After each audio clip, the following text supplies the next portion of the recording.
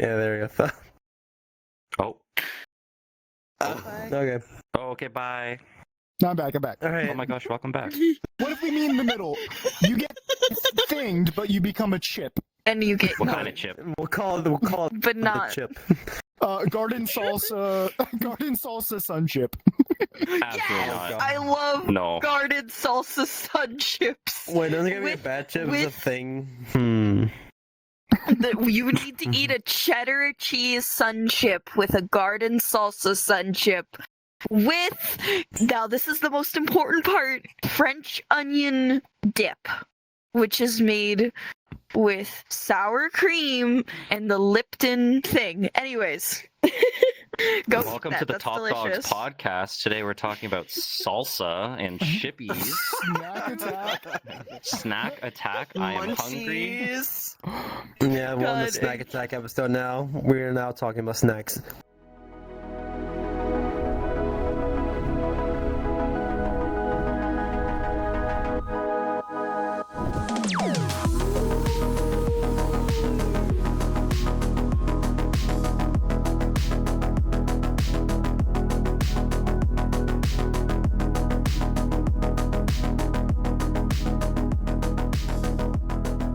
Loading cinephile content in 5, 4, 3.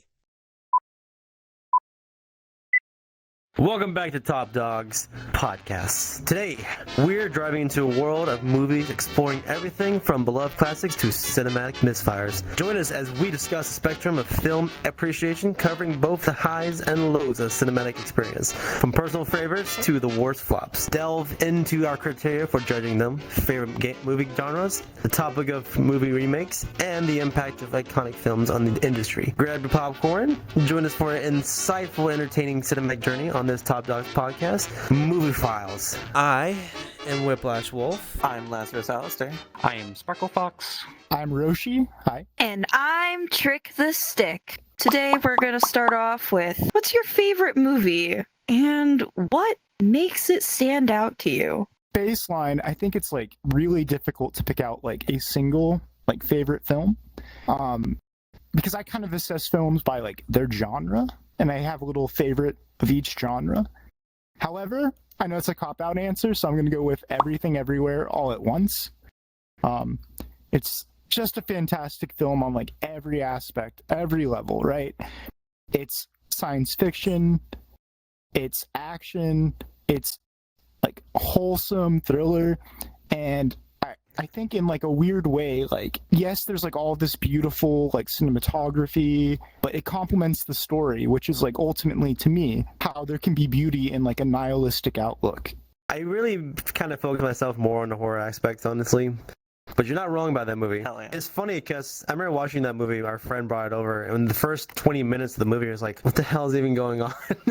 It just continues to get better and better. I'm like, oh my god, this is the best thing in existence. You know, I'm just going to cop out. I'm just going to say the Conjuring movies. Like, the first one. Ooh. The first one is like a very good, like, horror thriller movie. Honestly, like, there's no like, oh, just BS jump scares. This actually has the tension that you need in a horror movie.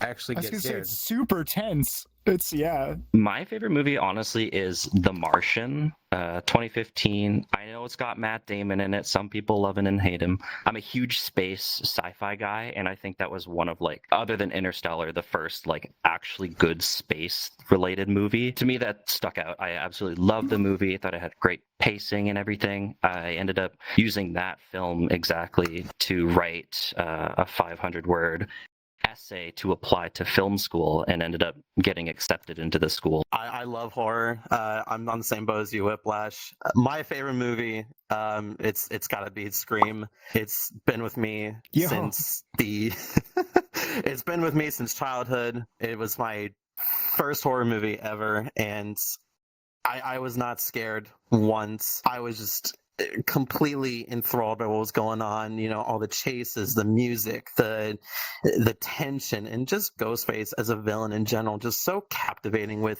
just the costume, the mask, and the voice. I don't know what it was, just my 5 or 6-year-old brain was like, I love this. This is my favorite thing ever. You know, there's one horror movie that has technically like done an immensely good job at scaring everybody, and it's just like the very first scene in the movie. It's Final Destination 2. And it's when everyone's on the highway and the log truck chains break and all logs just start falling on the interstate. I feel like that has done the perfect job on scaring everybody on being behind log trucks, even though logs don't bounce. It's just a fact that everyone will think of like that scenario as soon as they see a log truck. It's like, oh, Final it's time to die. It made me more safe of a driver, though, so it's kind of a win.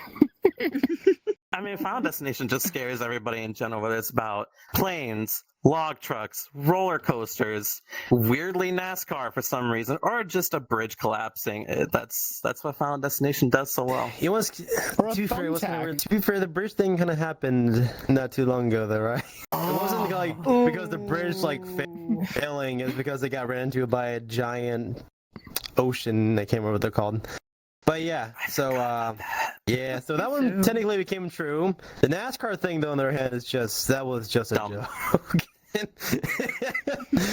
Yes. Unless the safety fence that's supposed to keep cars from going through it just go straight through it. It's like, huh. Lion King may be my favorite movie, but I can't even think of what my least favorite movie would be. What about you guys? What would you consider the worst movie you guys have ever seen? I've seen some pretty bad movies in my time.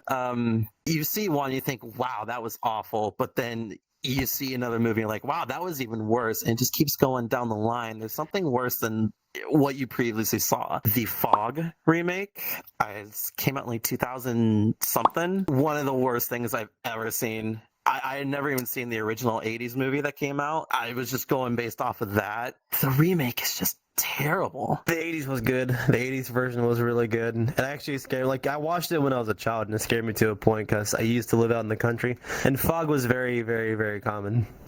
So I'd be scared shitless trying to go outside, take the garbage out. The Fog, yeah, it was pretty bad. This one is also a horror movie. Don't get me wrong, the entire movie itself was great until the very ending of it. And that's what made me hate the movie, The Mist. Oh. Ooh. I was loving the movie the entire time. Like, it honestly kind of pushed like every button, like how people would react to something like that. But it's the ending. It's the ending. Oh my god, I hate that ending with so much passion. I gotta disagree with you. The ending, to me, it's a very sad and bleak ending. I won't spoil it. It just punches you in the gut, and it's just hard to watch. But I think that's kind of why I like it so much. Is just because of how bleak and just I want to talk about it, but I can't. I want to ruin it for people. There's one other movie that we actually watched like the beginning of this year. It was so, as you know, I'm a very big car enthusiast. If you guys remember Ford versus Ferrari movie, that's a very fantastic car enthusiast movie. I love that movie to death. They brought one out earlier this year, not made by the same producers, but it was Audi versus Lancia. It was directed by an Italian director, and like, to be fair, like a lot of it didn't make any sense. And a lot of parts in the movie are spoken in Italian, but there's no subtitles, so no one outside of Italy can actually understand what some of these people are saying. And then like some of the like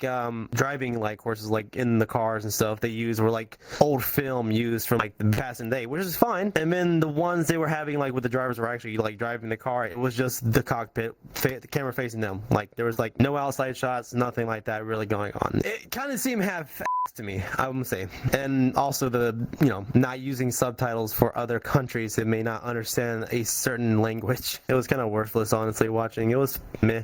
I'm going to say this, and I'm sure this will be unpopular, but I'm just going to be honest. I think the worst movie I've seen was the original Suicide Squad.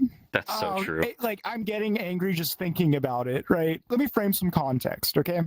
This is a movie that my friend got and that we got to see for free. So I'm thinking like, hey, it can't be that bad. And when you leave a movie feeling like you're owed money, that's a problem, right? There's like no plot. They massacred my favorite character, the Joker. It's atrocious. It's something that it's like, oh wow, you have such a high budget. You got all these great actors. And you decide to cast Jared, the cult leader Leto.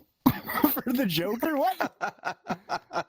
My blood pressure is through the roof right now. You're not wrong though.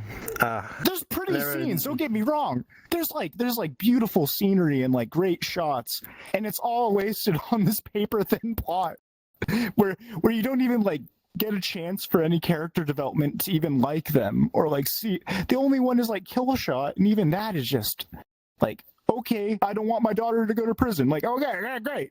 I don't know. I'm gonna sulk. I'm gonna I mean, Harley Quinn though. Harley Quinn had a pretty good arc in that. I love Margot Robbie. She's great, but like, I didn't really care for Birds of Prey either. Like, I don't know. It's fine. I was not a huge fan of Ad Astra. There's a common theme here with my answers being space related, but Ad Astra with oh my god, is it Brad Pitt? No, it's not. Yeah, it's Brad I don't Pitt. know who the actor. It is okay. I thought so. It's absolutely beautiful eye candy. But wow, it 100% just sucks. There's no story. I remember there being angry monkeys at one point in a spaceship. That was weird. It was gorgeous. It's beautiful how far we've come with technology, but man, oh man, I just didn't care the whole time. And I don't think, like what you were saying, I'm pretty sure I saw this movie at TIFF, which is an international film festival, and I don't think I've ever been more disappointed going to see something like that in such like a grand viewing. It was crazy. Yeah. Does anyone remember the original live action of Avatar: The Last Airbender? Yeah. Oh my god. Yeah. Oh Yeah. boy. I transcribed that from my mind until I watched Yeah, no. Channel Awesome review it. That's the only time I'll watch it anymore. I watched that in the theaters with my grandma, and she kept getting mad at me because I would be like, this is inconsistent, this isn't correct, this is wrong. And it made me so mad. It made my little autistic brain so angry. The one scene I will still never forget is the fact it took 5 or 6 earthbenders to move like a small floating rock over to shoot at one person. That's such a joke of a movie. Between good and bad, what criteria do you personally use to determine whether a movie is good or bad? Honestly, I'm a huge story guy. It's as much as I care about visuals, if it doesn't make me feel anything, I really don't care. So yeah, with the whole Ad Astra thing, it was beautiful, and I love space, so I was very happy. But at the end of the day, if I don't care about the story, I don't really care about the movie. Sure, it might look good, it might sound beautiful, great soundtrack, but I'm a huge story guy, so if I'm lost, then I don't really care. Plot has to make sense, and it has to actually go somewhere instead of just dropping off immediately. If they're really, unless it's like some kind of parody movie that actually does it well, like Scary Movie does, I need a plot. I need the characters to actually, you want to have a connection with the characters they're trying to bring on screen. Because if you have no connection that we can actually bond over the entire movie, then it's just kind of useless. You're just people who are here trying to do something in the movie. And it's like, what are we supposed to feel here? Movies are hard, like art pieces to do, but you have to be a good story, a good story writer in order to make a good movie. Because if you just make a movie with good visuals, like Transformers, then So true. then all right, cool, the movie's pretty, but I'm so bored by everyone on screen, I can't really even try to care. So what makes a movie really good, right? It's the blend of obviously baseline, good story, right? You can dress up I don't mean to be crude, but you can polish a turd and it's still a turd, right? So I think visuals support a good story. So it should obviously have, baseline, good story, good visuals. And then I think a big thing is and this is a personal thing as far as story writing, right? Showing, not telling. Okay, if you start your film off with someone running in slow-mo and saying, I bet you're wondering how I got here, that's probably a bad movie. Okay, right? That's now, what's really interesting to me is that some bad movies are so bad that they're good, right? And they're good because they're a bonding experience. You see, I don't know, a trauma film. But one that comes to mind is Frankenhooker, right? You see this in the context, right, with a group of friends, and it's a movie you can talk over, you can talk together, have a good laugh. I I think that is equally valid as far as being good, as like an entertainment piece. Ultimately, you want to leave a movie feeling entertained, right? A movie that a lot of people think are good, that I think is kind of not bad, but surface level. Has anyone watched the movie Drive? Is that the one with Sounds Ryan familiar. Gosling? Yeah, beautifully shot film. The soundtrack, incredible. But the story is very thin. And I don't really like relate to this character in any way. Because he has such a niche job of like driving and then all of a sudden a passion to get revenge on someone who's hurting a significant other, which in theory has the makings to be good. But this character isn't really widely developed. My whole thing is I don't know. That's like a Sigma bait film to me. I mean, I'm not a movie critic in any way. I'm not one of those that's like, oh, the shots were beautiful, the soundtrack. To me, if I can just sit down and I can just overall enjoy it, I mean, yeah, I'll look for, good characters, good story. But if I'm bored throughout the entire thing, for every movie, like every genre, I guess is different when it comes to my enjoyment scale. Like comedies doesn't make me laugh. Is there some kind of deeper message to it? With all the jokes aside, it's like, hey, this is a little bit important. Without all the funny ha-ha, it's like, think about it. Action movies, just decent characters, good fight scenes, all that. Horror, I just need good unalivings and probably a decent story and good characters too. For me, I don't really I'm not very good at telling which is good and which is bad. I like juvenile movies. Like my favorite movie is Lion King, for example. It's a great movie, though. It is a great movie, but I also like Lion Fantastic. King 2 as well, which is not as good as Lion King 1. And Lion King 1.5 is also a good movie to me, and probably not that good either. I just like them because they're Lion King. I don't think everything has to be a cerebral exercise of like how you scale what is good to you. Because I mean, good and bad is also subjective, I think, to some extent. Yeah. And I mean, there's even movies where you can just say, like, it's just like down straight in the middle. It's like, it was okay, it wasn't great, it wasn't bad, it's just kind of in the middle. I may really like, fantasy kind of genres of movies, but what other genres do you guys like? What movie genres are your favorite and draws you in? There's other genres, but horror is the one that brings me in the most because I like seeing what people can actually bring up into this modern world that we have when there's been a lot of different horror movies made. Like, I feel like there's only a few more things you can really create that'll get people's attention, to be honest, unless it's like out of like nowhere, like Human Centipede was. Ugh. Jesus. It's caught people's attention and people remember it, don't they?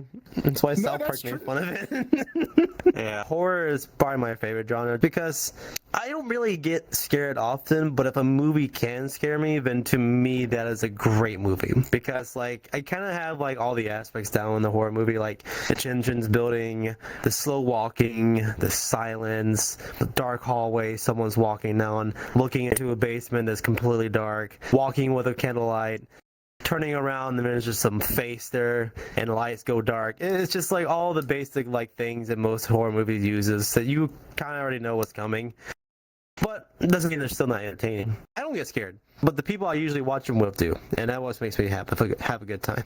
That's so hard, but if I had to choose one genre, I guess I would go with thriller. Because like much like like the way people like horror films, I think I gravitate to thrillers because they oftentimes feel more based in reality. So that almost heightens the like fear I experience. A thriller it has such diversity in what it can like tell you or implicate. Like one that comes to mind is like, I don't know if anyone's seen Nightcrawler. Not the superhero, the movie. Oh, It's the one got Jake Gyllenhaal. First off, that Jake one. Gyllenhaal. He plays this what's called a stinger, and it's a like person that goes and like news gathers, like basically chases police calls to go get footage of like horrible car accidents and this kind of thing. And it's such a psychological roller coaster of it's like you're rooting for this anti-hero, but also you see how sick everything he's doing and like what does it say about humanity if we reward a person like that's behavior. It's kind of like that recently. I've actually been seeing on Twitter with like all the damages and stuff over in Nebraska, watching people like running, going to take footage of either the damage or tornadoes are just destroying these towns over there. It's kind of almost the same aspect, I feel like, in the same way. It's like they're just trying to get there to make their story, make their money. On the other hand, people are just like, their lives are gone because just been destroyed by weather. I really like thrillers, but I'm more so psychological thrillers.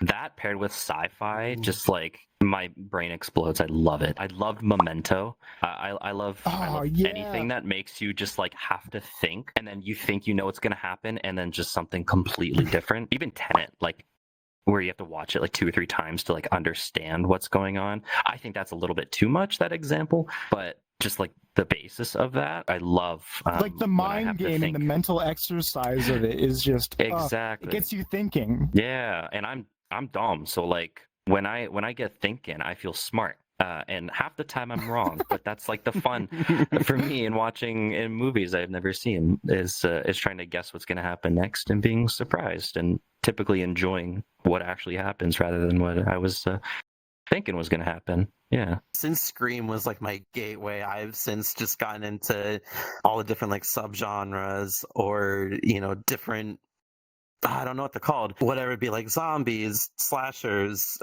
ghosts, anything. I love just being able to experience all, whether like the classics or the new ones or the hidden gems. And there's always just something for everybody when it comes to horror, whether, you know, if you like a good scare with ghosts, or if you like seeing the blonde girl get chased down a dark alley by a guy in a mask. I mean, there's just something for you to enjoy. Yours is Scream, that your gateway was. Mine is either Dawn of the Dead or The Thing. Oh, The Thing is perfect. Beautiful. Two great So movies. good. Wait. The original Dawn of the Dead or the remake Dawn of the Dead? I think it was the 1984 one. My dad is a very Both great. I watched all these movies from my parents, so they showed it to me when I was 5 years old. That's the best. Watching movies with your parents. I'm a chicken.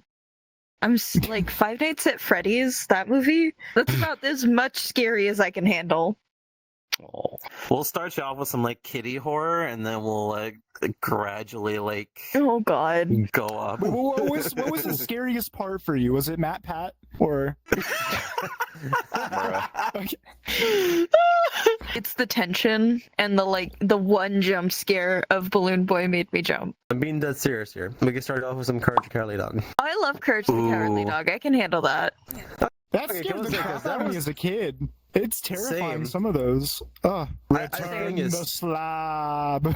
that one for sure. I just can't understand how a show as a kid can be like sad, funny, horror filled. That was my favorite show growing up. Alrighty, Top Dogs supporters. Stay updated with the Top Dogs podcast by subscribing to our YouTube channel and ringing that notification bell. Follow us on your favorite podcast platforms. Hit that follow button to be notified for every new episode. Share the love by leaving us a quick rating. Connect with our community by joining our Discord server and Telegram community chat. You'll find all the necessary links in our link tree down below. We appreciate your support. Hey, Top Dogs fans, if you're looking to snag some awesome perks while supporting us, explore our server subscriptions on Discord or Patreon. By becoming a podcast supporter, you'll access exclusive behind-the-scenes footage, join supporter meetups, express yourself with custom hand-drawn emojis featuring the Top Dogs team, and chat with the podcast team and fellow fans.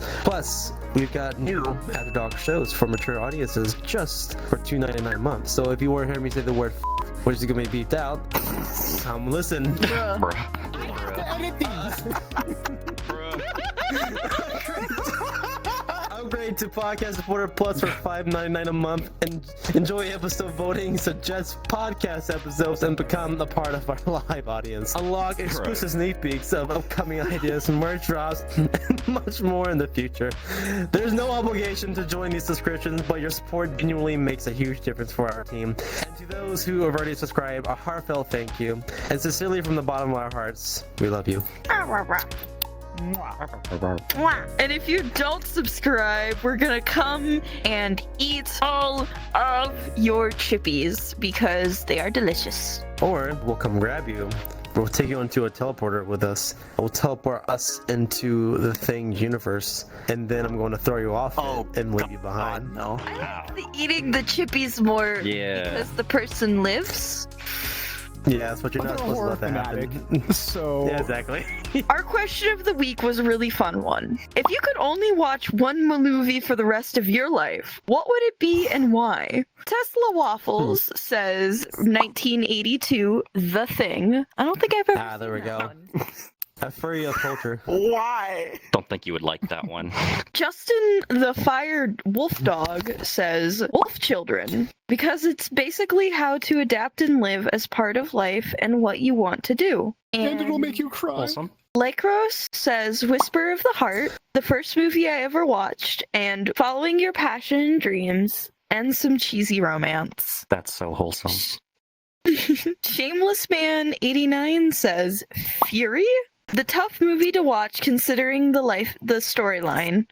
In life, sometimes the only way to fix your present is to go back and fix your past, no matter how much it hurts. I personally would again watch Lion King. I could watch Lion King 8 million times over again. You're so Lion real for King is that. my favorite You're so movie. real for that. Even though I really do enjoy horror, I think I'd watch Ford versus Ferrari for the rest of my life. Mainly just because the entertainment purposes and the actual cars they use and the cars they just have and everything itself, everything about that movie was just golden, honestly. I'm just gonna say it. It's Scream. I've watched it many times throughout my entire life. As a kid, I would watch it like maybe even 2 times a day, just because I loved it that much. I can't live without it. Purely for nostalgia reasons, but Kill Bill, the first one. So it just good. hits. Oh, It's that's just I right. know Tarantino's like like the director that all the film kids love, but he did something special. This is such an easy one for me, but I'm gonna stem off of my own answers. It's not gonna be science fiction or space related. I love Ooh. Rio. The first Rio. That was my introduction to like wanting to get into the film industry and everything like that. I'm pretty sure if I were to press play on it now, I would be able to recite it bar for bar, every song. I could watch that a bagillion times.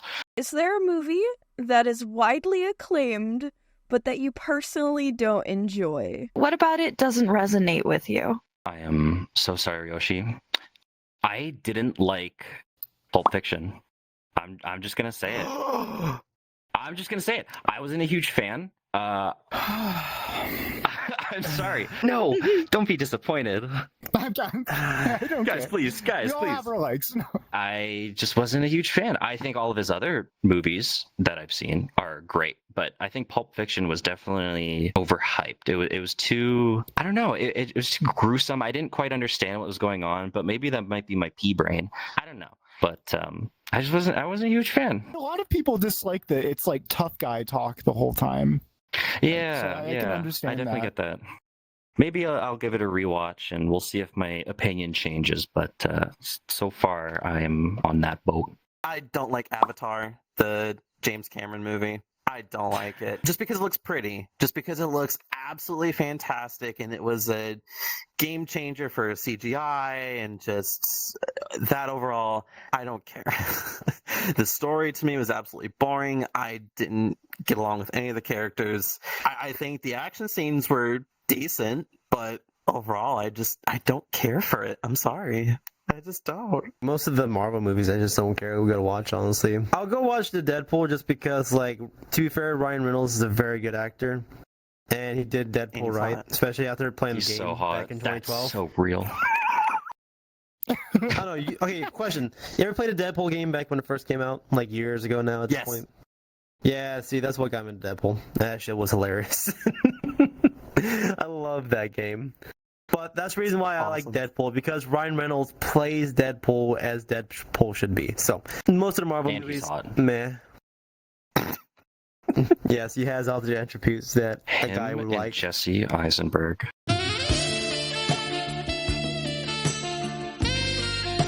Anyways, continue.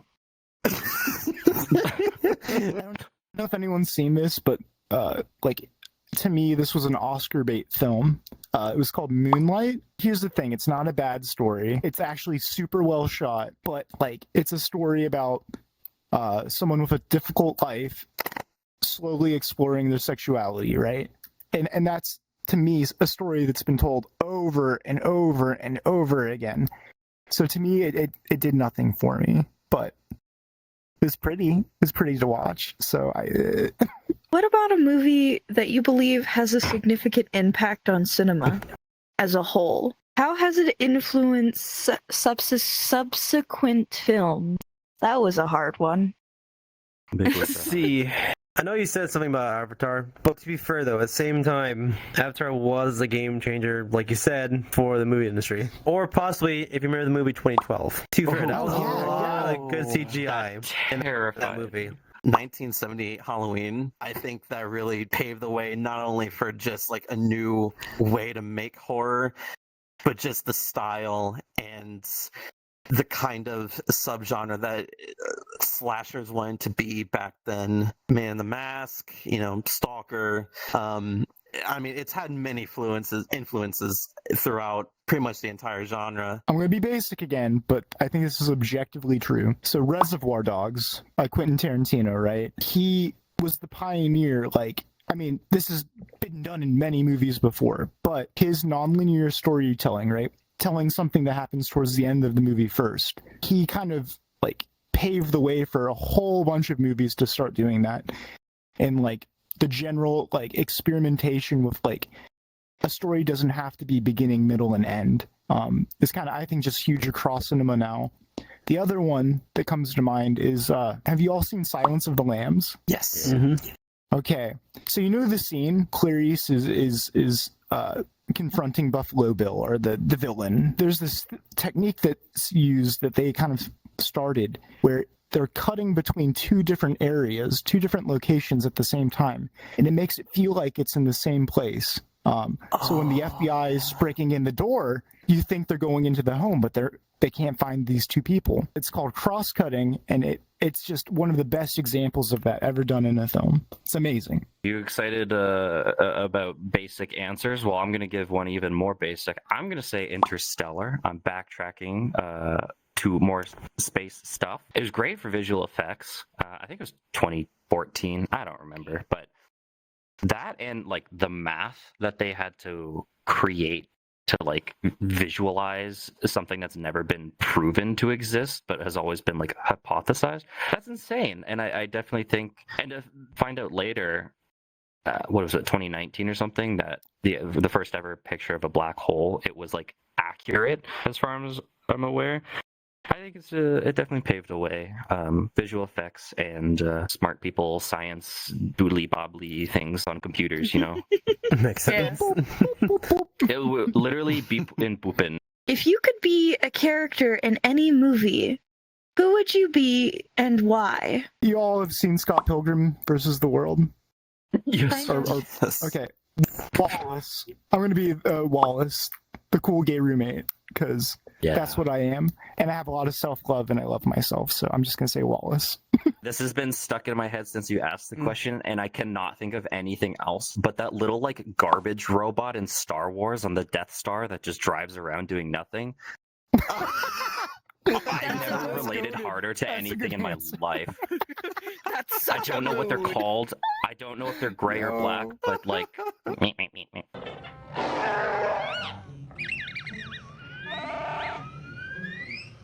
For me, like I said, y'all guess, I guess, would be Nala.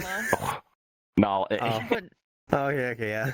Okay. or I want Kovu. Kovu's hotter than Simba in my opinion. I'm just gonna say John Wick. Yo, that's I want to be a bad. Oh, bro, I never thought about John Wick the entire time. Yeah. John Wick, all 4 movies kick Legit, we watched that earlier this year, all 4 movies at once. I died rolling every time he ran out of ammo and just threw the gun at them instead of anything else. Why did I say Neo? I could stop time. Oh Can yeah. just be Keanu Reeves in general. Yeah, let's be Keanu Reeves. Honestly. I mean, they might also Johnny Silverhand and Cyberpunk. I'll be Deadpool. I don't care if a wrinkly ball Hell set. yeah. Doesn't matter to me. There you go. As long as you don't smell like one. No. No. Forgot about Johnny Depp too.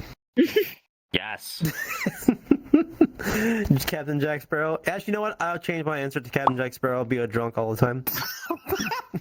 I got jotted. I got jotted. Movies are great. Go watch them. I was gonna say, like what you like. It doesn't have to be good. Opinions are valid across the table. It doesn't have to be a good movie for you to like it. I have a movie that's interesting to watch that my friend showed me years ago. I would say watch it with caution, called Toxic Avenger. Yo! Yes. It is a very interesting movie. I've It's never the best forgotten from it. a film. I don't know. Basket Case is pretty good too. That's up there. You're right. Watch movies with friends. There's nothing better than like getting together and talking about a movie after. It's a perfect little concentrated experience that you all can take part in. It's like everyone experiencing the same dream. So have a good dream. Thank you so much, folks, for coming and having a wonderful conversation with us. Thank you, supporters, for supporting us, and I hope you all have a wonderful night. Good night. Good night. Or morning, or whenever you're listening to this beautiful episode.